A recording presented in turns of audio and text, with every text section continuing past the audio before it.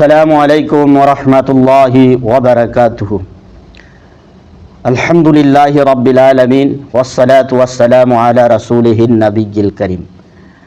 ভাই, আমরা যখন কোনো দিনের মজলিসে বসি তখন আমরা মজলিসের হকসমূহ আদায় করতাম।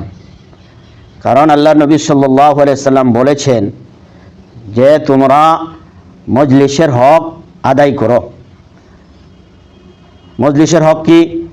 যে তার মধ্যে মজলিসের হক হয়েছে আল্লাহ তাআলার জিকির বেশি বেশি করিয়া করা। আল্লাহ তাআলার জিকির বেশি বেশি করিয়া করা।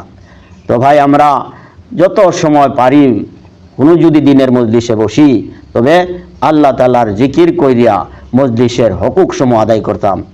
কেননা কিয়ামতের দিন সমস্ত মাজালিসগুলা আপনি আমার সম্মুখে আসবে আর প্রত্যেক মাজালিসের হক সম্বন্ধে আপনি আমাকে সম্বোধন করবেন।